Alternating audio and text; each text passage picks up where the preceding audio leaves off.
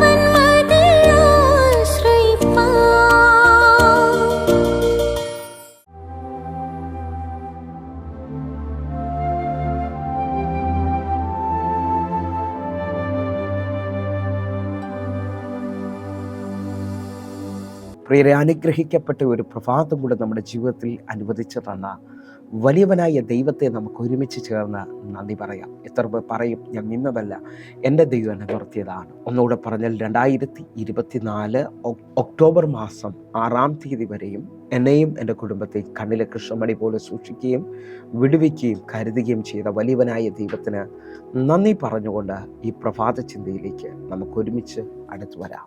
ദൈവത്തോട് പറ്റി നിന്നവന് വെളിപ്പെടുന്ന നന്മകൾ. പ്രിയരെ, പ്രാരംഭ വാക്യത്തിലേക്ക് യോശുവയുടെ പുസ്തകം 14-ാം അധ്യായം അതിൻ്റെ 9-ാമത്തെ വാക്യം. നീ എൻ്റെ ദൈവമായ യഹോവയോട് പൂർണ്ണമായി പറ്റി നിന്നതുകൊണ്ട് നീ കാൽവച്ച ദേശം നിനക്കും നിന്റെ മക്കൾക്കും എന്നേക്കും അവകാശമാക്കും എന്ന് മോശ അന്ന് സത്യം ചെയ്തു പറഞ്ഞു. പ്രിയരെ, പ്രഭാതത്തിൽ ദൈവം നമ്മോട് ഇടപെട്ട അനുഗ്രഹിക്കപ്പെട്ട വചനത്തിനായി നമുക്ക് ഒരുമിച്ച് ദൈവത്തിന് നന്ദി പറയാം. നാം ഈ പ്രഭാതത്തിൽ ചിന്തിക്കുന്നത് ദൈവത്തോട് പറ്റി നിൽക്കുന്നവന് വെളിപ്പെടുന്ന നന്മകളെ കുറിച്ചാണ്. ഇതാ കാലേബിനെ കുറിച്ചുള്ള വാക്യഭാഗമാണ് ഞാൻ നിങ്ങളും വായിച്ചു കേട്ടത്. കാലേബിന് ദൈവം ഹെബ്രോൻ മല അവകാശമാക്കി കൊടുക്കുകയാണ്. അതിനകത്ത് ഒരു പദം ശ്രദ്ധിക്കാമെങ്കിൽ ശ്രദ്ധിച്ചോ.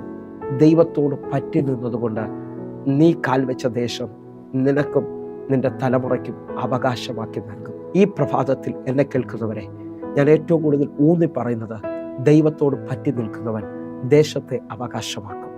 രണ്ടാമത്തെ തലമെന്ന് പറയുന്നത്, ദൈവത്തോട് പറ്റി നിൽക്കുന്നവൻ വിശ്വാസം സംസാരിക്കുന്നവനായിരിക്കും. കാരണം ദൈവത്തിൻ്റെ സ്വഭാവ ഗുണങ്ങൾ അവനിൽ വെളിപ്പെട്ടിരിക്കും. അവൻ ഡൗട്ട് പറയുന്നവനോ നിരാശ പറയുന്നവനോ എല്ലാം അവസാനിച്ചു എനിക്കെന്നും പ്രശ്നമാണെന്നൊന്നും അല്ലായിരിക്കും അവൻ പറയുന്നത്.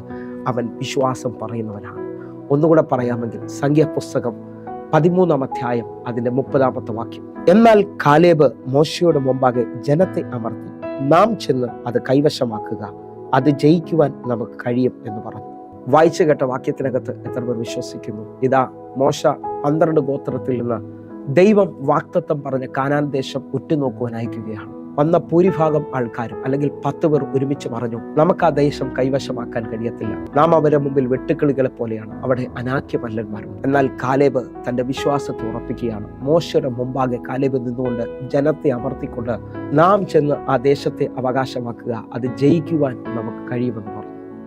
എന്നെ ശ്രദ്ധിക്കുന്നവരെ, നിങ്ങൾ വിശ്വസിക്കാമെങ്കിൽ ദൈവത്തോട് പറ്റി നിൽക്കുന്നവൻ ജയിക്കും. എല്ലാ വിഷയത്തിനകത്തും അവന് വിടുതൽ ഉണ്ടാകും. അവന് ജയമുണ്ട് നിശ്ചയം. ഹല്ലേലൂയ. അതേ ഭാഗം തന്നെ, അതേപോലെ തന്നെ ഇതാ കാലേബിന്റെ കൂടെ വന്ന യോശുവ പറയുന്നത് നമുക്ക് ശ്രദ്ധിക്കാം. അതിന്റെ സംഖ്യാപുസ്തകം 14-ാം അധ്യായം അതിന്റെ 8-ാമത്തെ വാക്യം. യഹോവ നമ്മിൽ പ്രസാദിക്കുന്നു എങ്കിൽ അവൻ നമ്മെ പാലും തേനും ഒഴുകുന്ന ദേശത്തേക്ക് കൊണ്ടുചെന്ന് നമുക്കത് തരും. ആദ്യം കാലേബാണ് പറഞ്ഞത്. ഇതാ യോശുവ പറയാണ്, യഹോവ നമ്മിൽ പ്രസാദിക്കുമെങ്കിൽ ദൈവം പറഞ്ഞ പാലും തേനും ഒഴുകുന്ന ദേശം നമുക്ക് അവകാശമാക്കി തരും.